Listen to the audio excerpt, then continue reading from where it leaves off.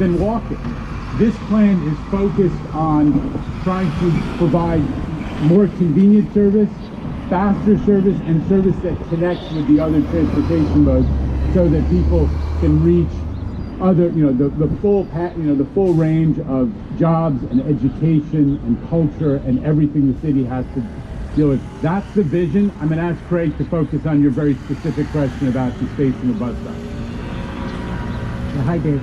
So, I mean, there's no specific goal. You know, when we benchmark our system compared to other bus systems in the world, we know that the New York City bus system has much tighter bus stop spacing than best practice across the world.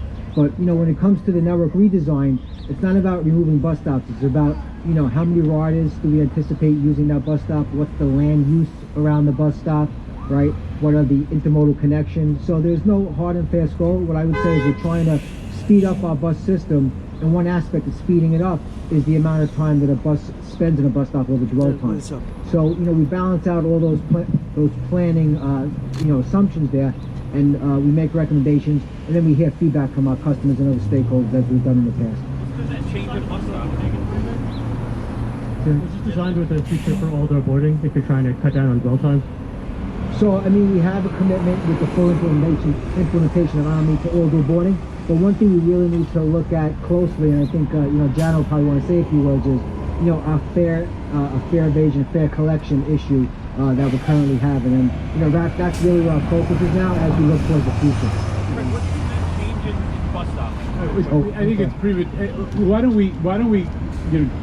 The plan is going to become available, and you can get into the specifics. But I think you heard from Craig that the goal is to take a lot of different factors, population density, the usage, all the issues that, would help us to identify the optimal combination of the number of bus stops and the distance between bus stops and so on and so on. But another thing that's gone on here, and I think it's important not to lose, is there's a vision of new routes that stop a little less but connect to major intermodal connections. So maybe there's going to continue to be a lot of local bus service with a lot of stops, but there will also be some buses that go much faster and much more directly to connect, for example, to Jamaica Station. So there's an idea of, we're trying to do both, which is one of the reasons that we are not putting a cap on how much this plan can cost to implement. We are committed to achieving transit equity in Queens, and we took off as part of this plan the idea that was in the last era of it has to be revenue neutral. That's not the case anymore. One more on topic, Anna Lay of the New York Times. Hey, General. Y'all mentioned the timeline for community outreach, but can you specify like when this will be done and implemented? I'm going to let Craig. You want to talk a little more about that? So we haven't set a hard and fast date on when it's implemented, because just of what we're discussing. We know we have a lot of community outreach to do. We have 14 workshops that are planned, and again, we're not going to set a date for implementation until we know we're going to get it right. So when it comes to the Bronx redesign, we're looking forward to implementing that this summer, and then as we move forward, depending on the amount of outreach, the amount of comments we get back, we'll set a date on the implementation for Queens shortly thereafter. Jano, Craig, and Frank are going to stay. I've got one last word. We're going to do off topic. Jano, Craig, and Frank are going to stay for that. Okay.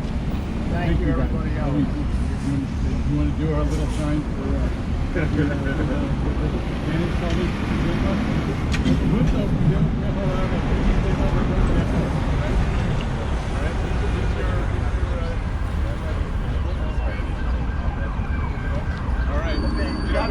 Dennis and I have a standard.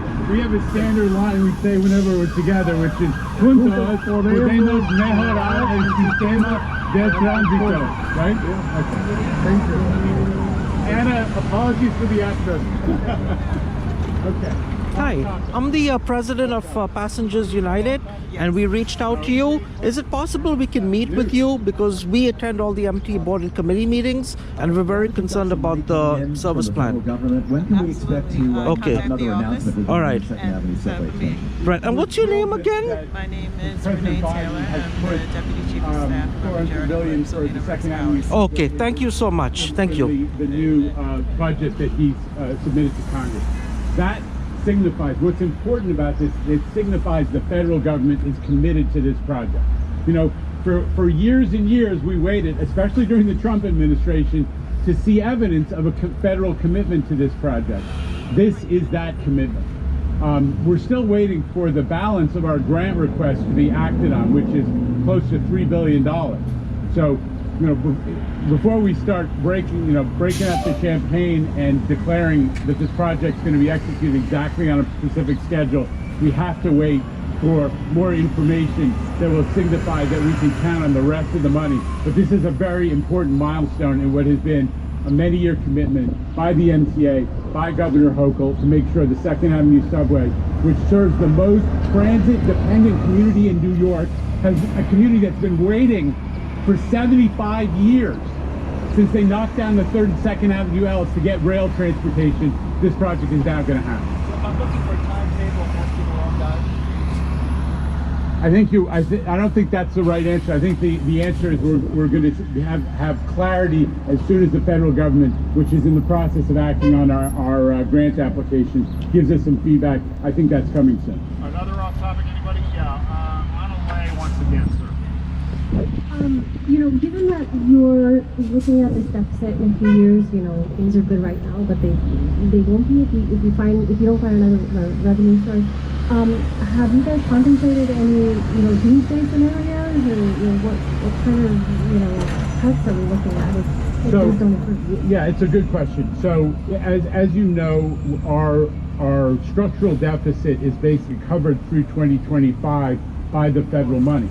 But even that is a little bit open to question, because we are now recalculating, with the help of some experts that are in the process of being brought on board, exactly what the projections are for revenue, not just from ridership revenue, but also from all the taxes and subsidies that are linked to economic activity and so on. So we definitely have, this is by no means certain, but what I would say is we're not planning doomsday scenarios, because the MTA's core function, as demonstrated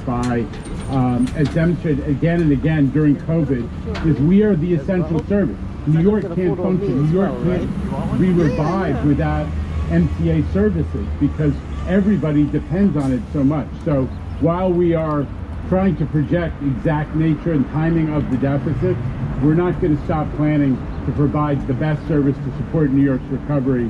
And so doomsday, I don't think, is part of it, but we have told the legislature and we have told the executive that we really need in the next legislative session or two to attack the structural deficit, and not to put the cost of that deficit all on the backs of the riders. That's what we've been communicating. Let's close it out with July. Just to go back to something that I think got papered over a second ago, can you talk a little bit about what Craig kind of intimated? You're more worried about fare vision on the buses than getting older boarding going. I mean, we have a lot of people getting on the back anyway, so why not just... I don't know if you're riding the B35, my friend. I'm riding the B6. Yeah.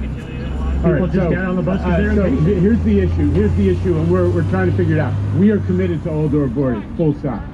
The question of whether it makes sense to do it before we really have fare payment methodologies available in the back of the bus with the full deployment of Omni is an open question that we're wrestling with. So that's the answer.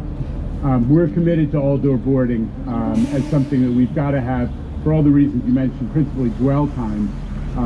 But the question of when do we inaugurate it or pilot it is an open question that we have to wrestle with, because right now we don't have the full range of payment options. I think only 10 to 20% of our bus riders use Omni, and all we've got at the back door is Omni right now, so we got to figure that out. Thank you. Thanks, everybody. For those who are going to go to the technical briefing, this is Eugene Resnick right here. He will be running that over at the Long Island Railroad. Should start about 12 noon, okay? Thank you. Okay, guys, I'm going to go off the air.